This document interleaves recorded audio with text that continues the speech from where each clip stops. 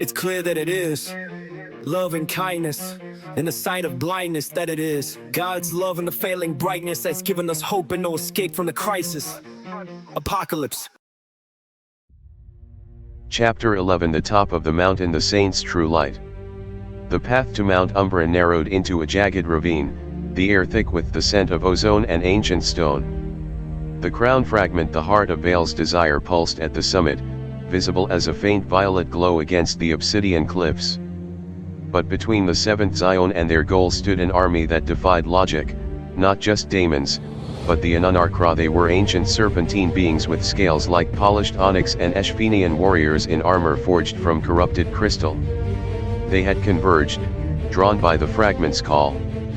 Thalia, adjusting her leather armor with Pippin's feathers bristling, said, "They're not just guarding it. They're worshipping it."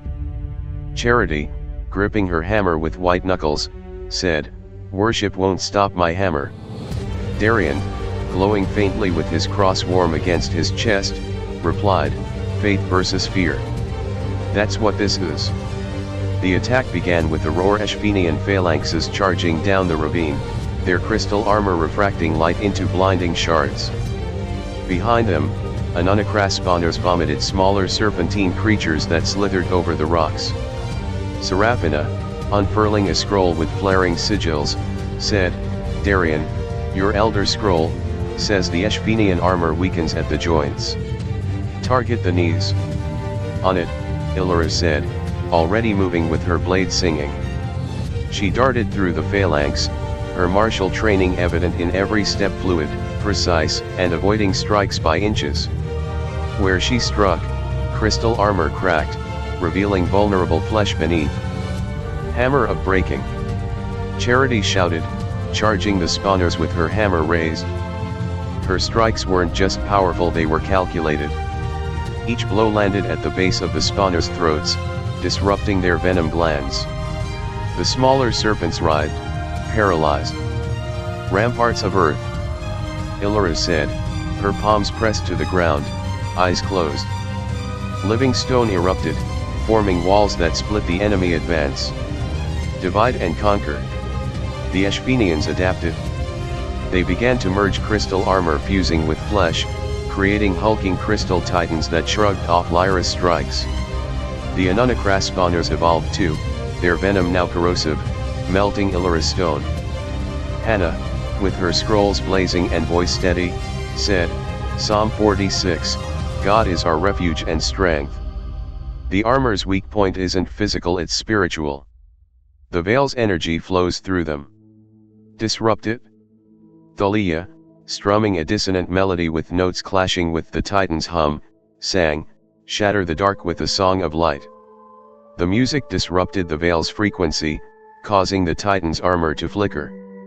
Amara, healing a gash on Charity's arm with a steady green light, said, "I can't keep up if we're overwhelmed. We need a choke point." Darian, stepping forward with his cross blazing, replied, "Then we make one." He raised his hands, and a golden barrier erupted, funneling the enemy into a narrow pass. "Now, Illyra, seal it."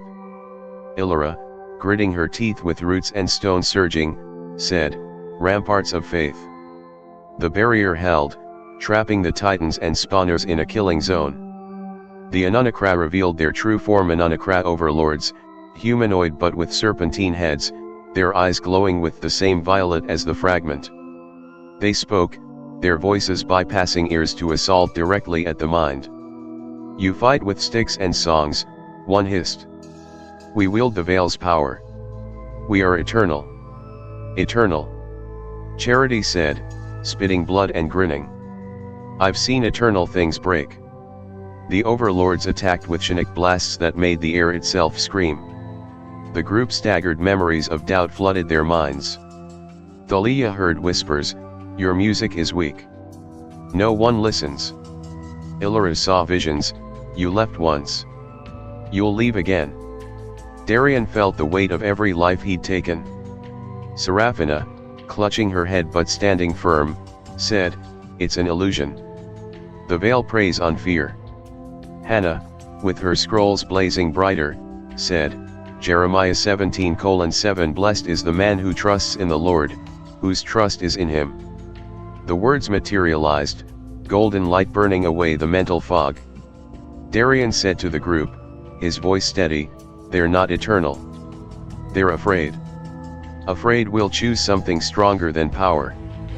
For the climax, the heart of the battle, the overlords merged, forming a veil colossus of 50 feet figure of crystal and shadow, the fragment embedded in its chest. It slammed a fist into the ground, sending a shockwave that cracked the earth.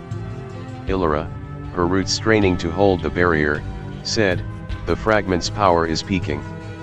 If it overloads, the veil breaks through." Thalia, strumming a final, defiant melody, sang, "Rise up, light, shatter the night." The music gave them strength, but it wasn't enough. The Colossus raised its fist again. "Together," Darian said, stepping forward with his glow blazing like a star. The group moved as one. Lyra darted in, her blade carving sigils into the Colossus's legs, weakening its stance. Charity swung her hammer in a wide arc, striking the fragment's housing. Illyra sent roots up the Colossus's body, anchoring it. Amara channeled healing energy into Darian, amplifying his glow. Hannah chanted, scriptures glowing around him like armor. Seraphina traced sigils that weakened the veil's hold on the fragment. Darian, reaching the fragment with his cross pressed to it, said, "We are the children of the day." The words became chains, binding the veil's energy. The veil colossus screamed, its fragment flaring, "You cannot defeat us, we are." Darian finished, his voice firm, "The Lord he restoreth my soul. We are not of the night, nor of darkness." The fragment shattered. The colossus dissolved into ash, and the battlefield fell silent. The group collapsed, exhausted but victorious. Mount Umbra's slopes were littered with the remains of the enemy, but the crown fragment glowed faintly in Darian's hand, now purified. Thalia, panting but grinning, said, "Remind me to write a ballad about this." Charity, clapping Darian on the back and wincing, said, "Next time, maybe fewer giant monsters." Darian, smiling but with a distant gaze, said, "The fragment's safe. But the veil's still out there. And beyond this continent, the Anunnakra's homeland. The Ashfenian strongholds. They're waiting." Seraphina, consulting the scroll, which now showed maps of distant lands, said, "Elder Scroll confirms it. The war's bigger than we thought. But we're bigger than it, too." Elara, sheathing her blade and looking at the horizon, said, "We fight not just for today. For tomorrow. For everyone who'll need light." Darian, glowing softly with his cross warm, and his halo slyly glowing with a brighter aspect, said, "Together." As they descended Mount Umbra, the sun broke through the clouds, casting gold over the battlefield. Somewhere beyond the sea, drums began to beat Anunnakra war drums, Ashfenian war horns. A new chapter awaited. But for now, they walked in the light they'd won. The battle for Mount Umbra was won. But the war for the world had only just begun.